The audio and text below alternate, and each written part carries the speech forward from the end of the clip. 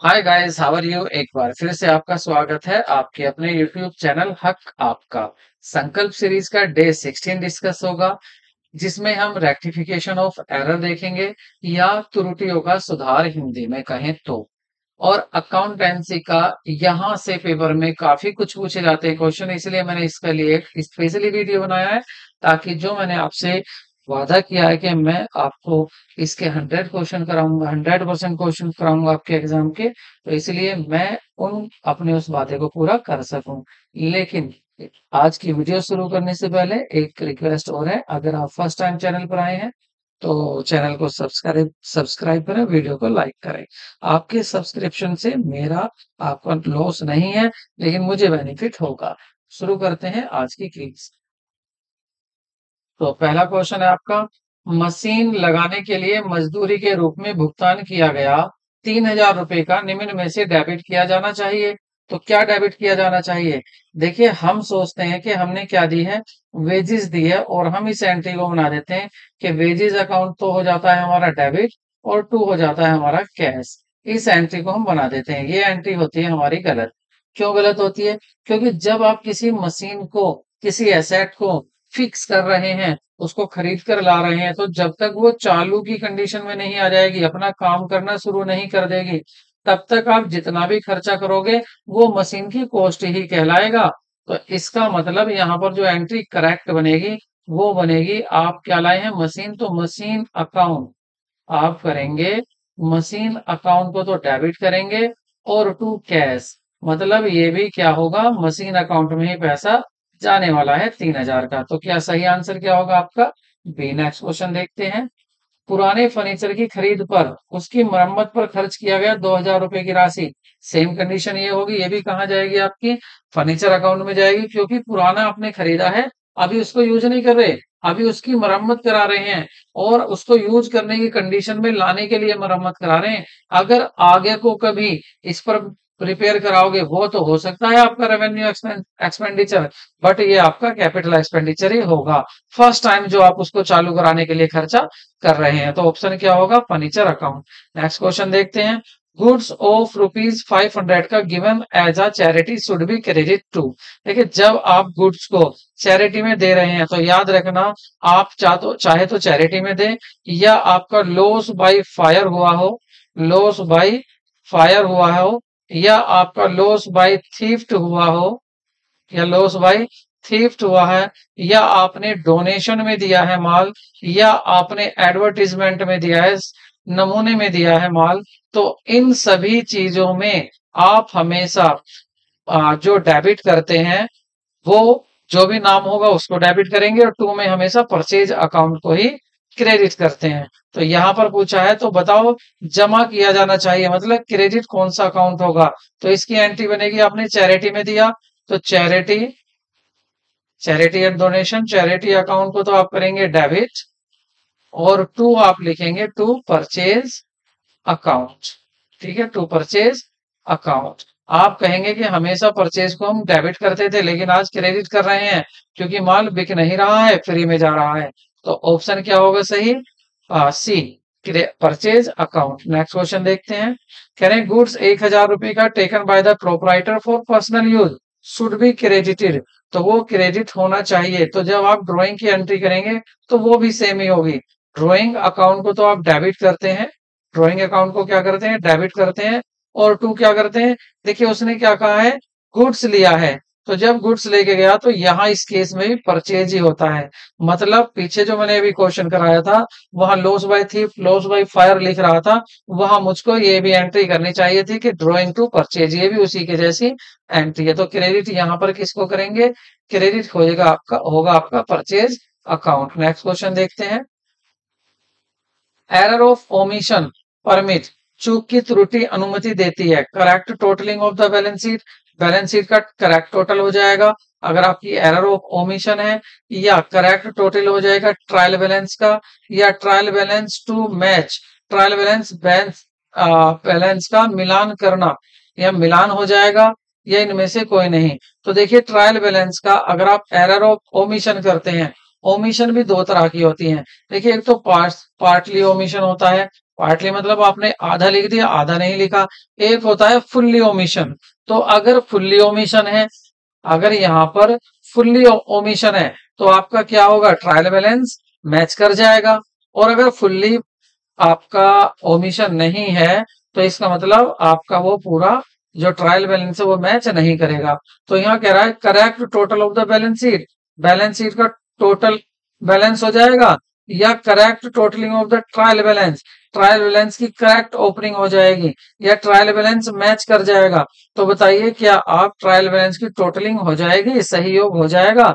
तो error of omission आप लिखने भूल गए, हो जाएगा। तो यहाँ जो ये बात कर रहे हैं, यहाँ बात कर रहे हैं आपकी फुल्ली फुल्ली वाली, कि पूरी ओमिशन हो गया, ये नहीं कह रहे पार्सली। तो इसका मतलब इस कंडीशन में आपका जो ट्रायल बैलेंस है वो मैच कर जाएगा, क्योंकि ट्रायल बैलेंस यही बताता है कि डेबिट और क्रेडिट दोनों इक्वल आने चाहिए। अब आप लिखना ही भूल गए, इसका मतलब ना क्रेडिट में लिखा आपने, ना डेबिट में लिखा, तो इस एंट्री का कोई फर्क नहीं पड़ेगा। आपका जो करेक्ट टोटल हो जाएगा ट्रायल बैलेंस का। नेक्स्ट क्वेश्चन देखते हैं। Trial balance trial balance is prepare to locate. जो ट्रायल बैलेंस होता है वो क्यों बनाया जाता है, क्या सिद्धांतिक त्रुटि को पता लगाना, या चूक की त्रुटि को पता लगाना, या क्षतिपूर्ति की त्रुटि को पता लगाना, या इनमें से कोई नहीं। तो सही ऑप्शन होगा इनमें से कोई नहीं। मतलब आप जो अर्थमेटिकल एरर होती हैं, अंक गणितीय अशुद्धियां होती हैं, उनको पता लगाने के लिए आपका ट्रायल बैलेंस बनाया जाता है। और यहाँ पर ऐसा कहीं बोला नहीं गया। तो ऑप्शन क्या होगा आपका, डी इज करेक्ट ऑप्शन होगा। नेक्स्ट क्वेश्चन देखते हैं। 5,000 रुपए received from the Sumit whose account was previously return off as a bad डेब्ट शुड बी क्रेडिट टू। तो कह रहे हैं कोई सुमित था, कौन था, सुमित था, और उस पर 5,000 रुपए उससे अब हमें प्राप्त हुए हैं। क्यों हुए, क्योंकि पहले 2 साल पहले की बात है। सुमित कौन था, सुमित जो सुमित था वो था हमारा डेटर्स। मतलब हमने इसको उधार माल बेचा था, कितने का, 5,000 रुपए का। इसने पैसे नहीं दिए, हमने इसको मान लिया कि ये हो गया बैड डेफ्ट, ये हमारा नुकसान हो गया, बैड डेफ्ट हो गया। अब इस साल पता चला उससे 5,000 रुपए मिल गए, तो अब एंट्री क्या करेंगे, अब आप एंट्री करोगे cash account debit, cash account debit, क्योंकि कैश आया है। और आपसे फिर कहा गया है कैश अकाउंट डेबिटेड, और टू बैड डेफ्ट, जो आपने बैड डेफ्ट माना था, bad डेफ्ट recovered, recovered bad डेफ्ट recovered account हो जाएगा क्रेडिट। सुमित का यहाँ नाम नहीं आएगा। तो देखिए बैड डेफ्ट रिकवर्ड अकाउंट क्या हो जाएगा आपका, क्रेडिट हो जाएगा। नेक्स्ट क्वेश्चन देखते हैं। नेक्स्ट क्वेश्चन देखते हैं। An error which is committed due to wrong posting of a transaction is called. एक ऐसी गलती जो हो गई है, किससे हुई है, आपके रॉन्ग पोस्टिंग से, आपने पोस्टिंग गलत कर दी है। इसका मतलब आपने जिस अकाउंट में लिखना था उसमें या तो आपने दूसरे में लिखा है, या आपने कम अमाउंट लिख दिया है, या आपने ज्यादा अमाउंट लिख दिया है। तो इसको बोलते हैं कम ज्यादा, कि आप कमीशन ले रहे हो जो कम ज्यादा लिख रहे हो। तो समझ जाना इसी बात से कि आप कमीशन ले रहे हो जो कम ज्यादा लिख रहे हो, कि ये एरर होगी आपकी एरर ऑफ कमीशन, छूट की अशुद्धि। साथ ही बता देते हैं कि सिद्धांत की अशुद्धि क्या होती है। अगर आप आइटम को कैपिटल आइटम को रेवेन्यू आइटम में लिख देते हैं, और रेवेन्यू आइटम को आप कैपिटल आइटम में लिख देते हैं, तो इस तरह की गलती को या त्रुटि को कहते हैं सिद्धांत की त्रुटि। और एरर ऑफ ओमिशन, चूक की अशुद्धि वह होती है जिसमें आप लिखना ही भूल जाते हैं। ओमिशन मतलब ओमिट हो गए, भूल गए, या तो आप पूरा लिखना भूल गए या आप कम लिखना भूल गए। तो ये होता है एरर ऑफ ओमिशन।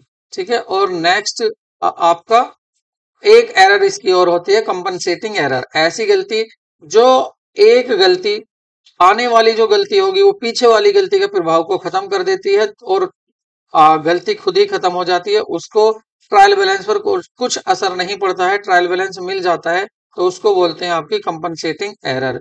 तो यहां पर आंसर क्या होगा, सही आंसर होगा आपका A is correct answer. Next question देखते हैं।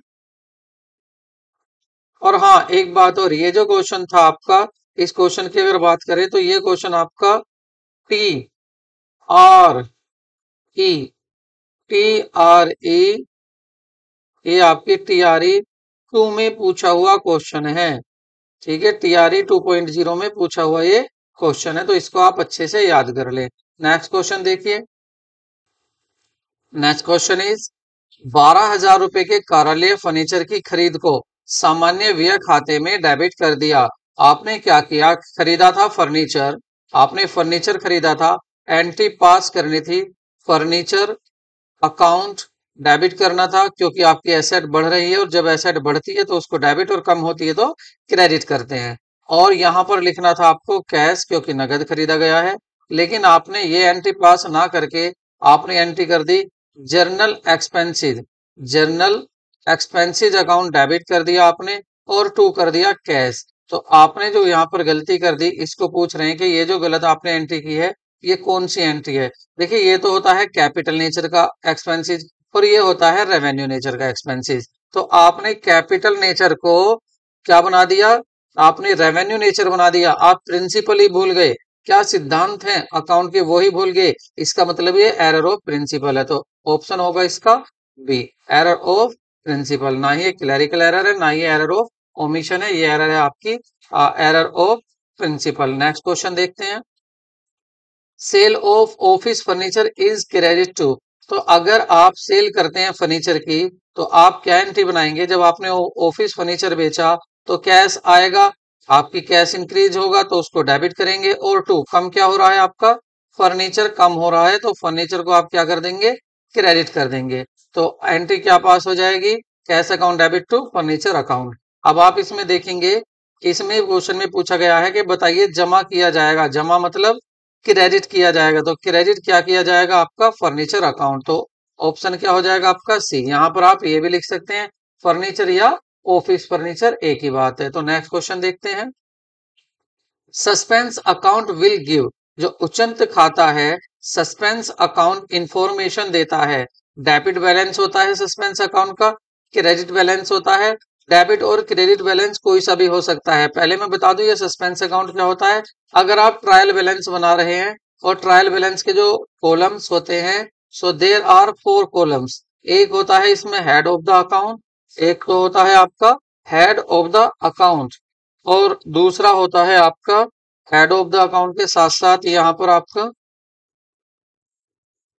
हेड ऑफ द अकाउंट होता है, या इसको पर्टिकुलर भी कह सकते हैं। ये आपका एलएफ होता है और यहाँ पर डेबिट बैलेंस आपका डेबिट अमाउंट होता है और यहाँ क्रेडिट अमाउंट होता है। ये होता है आपका ट्रायल बैलेंस।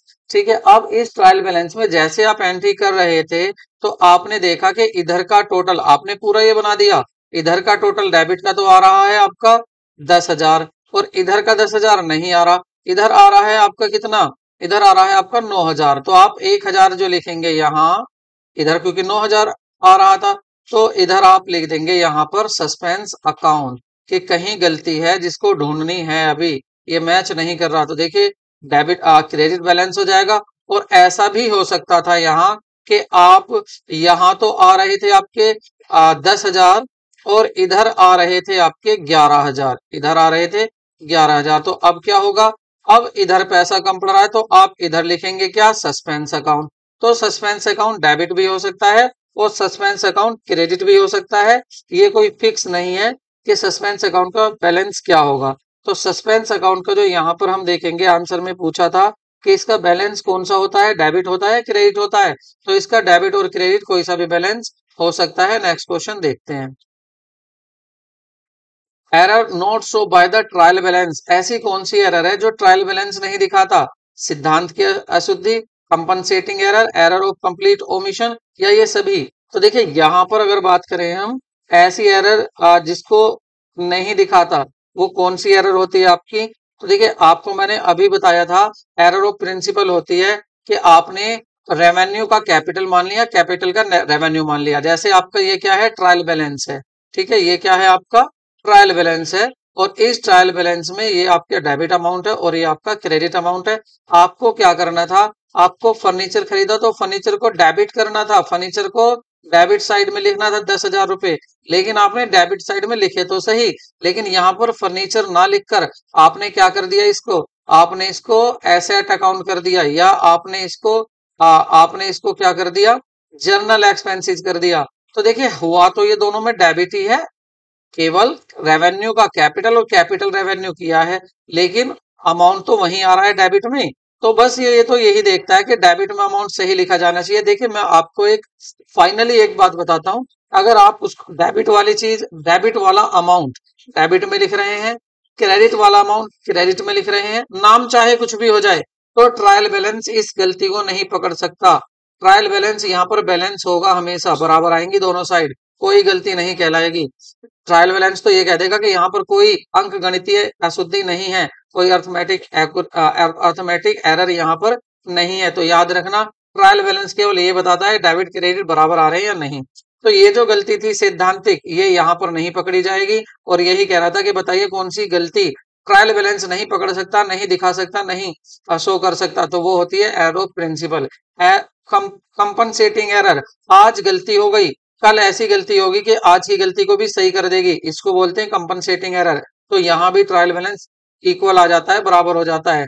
नेक्स्ट है आपका एरर ऑफ कंप्लीट ओमिशन, जो पूरी तरह से भूल गए आप, पूरी तरह से लिखना भूल गए आप, ना डेबिट में लिखना क्रेडिट में, तो ये भी गलती ट्रायल बैलेंस नहीं पकड़ता है। इसलिए ऑल ऑफ दी अबव, मतलब जितनी भी ये ऊपर एरर थी, ये सभी ट्रायल बैलेंस से नहीं बताई जाती हैं। नेक्स्ट क्वेश्चन देखते हैं।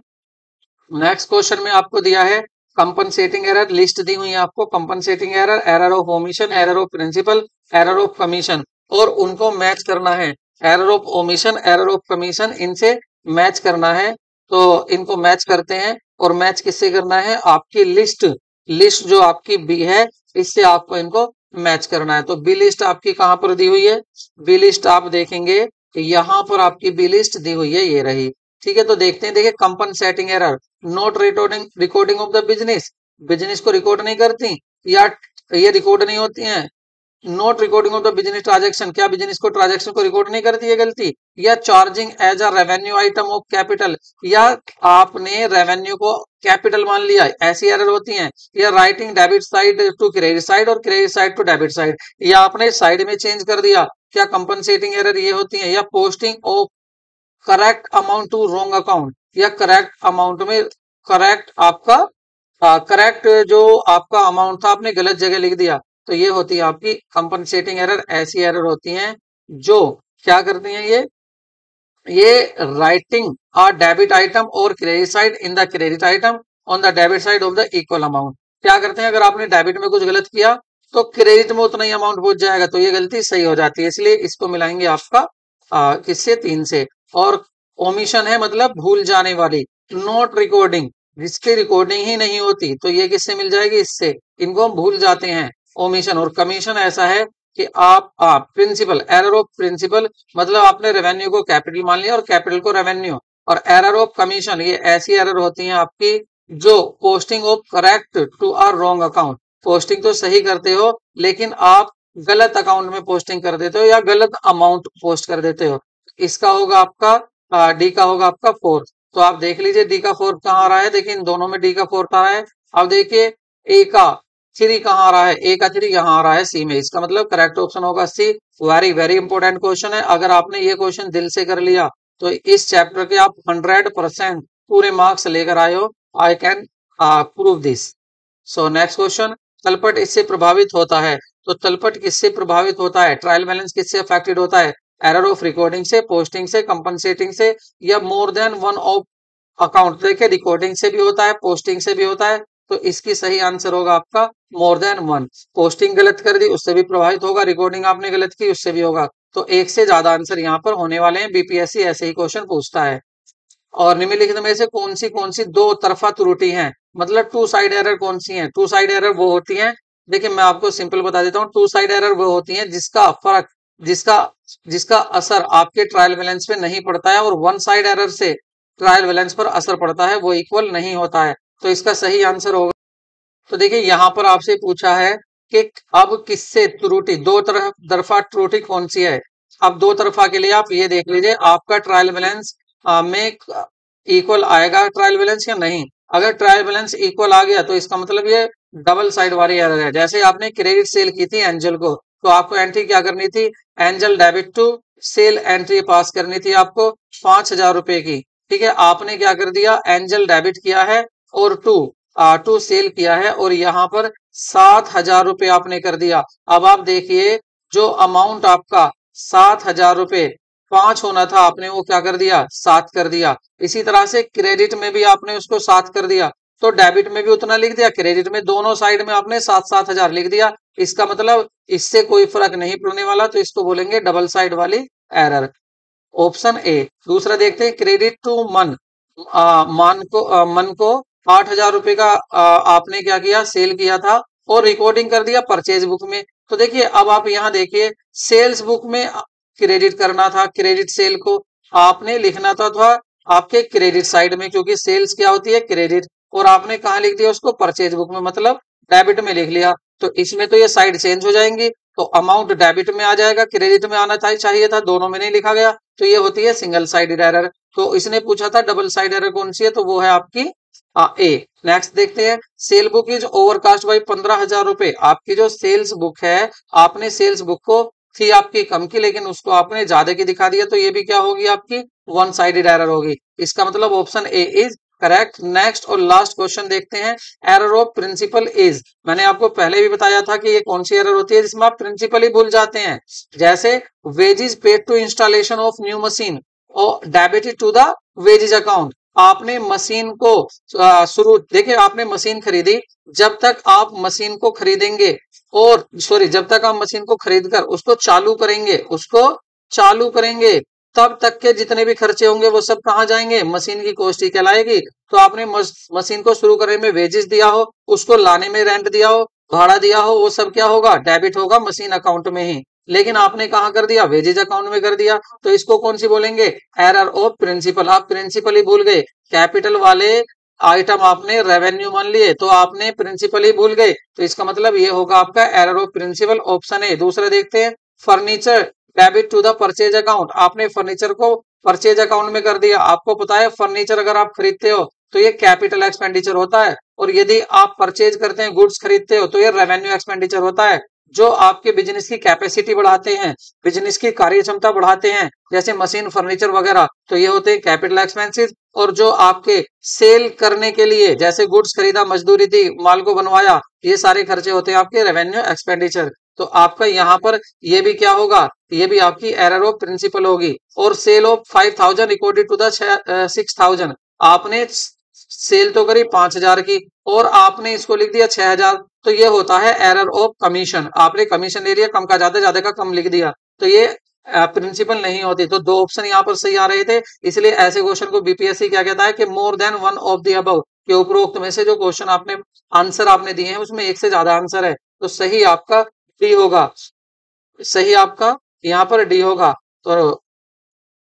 तो सही आंसर के साथ ही मैं आपसे विदा लेता हूं। और हाँ, अगर वीडियो अच्छी लगी हो तो वीडियो को लाइक करें और चैनल को सब्सक्राइब करें, because I need your support, badly need, because I want to go a target of a limit that can I can take class online with you. So please online पहुंचाने के लिए support करें और channel को subscribe करें, और जल्दी ही हम अपना सिलेबस भी पूरा करेंगे और रिवीजन भी हो जाएगा। डोंट वरी, अकाउंटेंट से मत घबराना, बाकी सब्जेक्ट की तैयारी रखना। Bye bye, take care.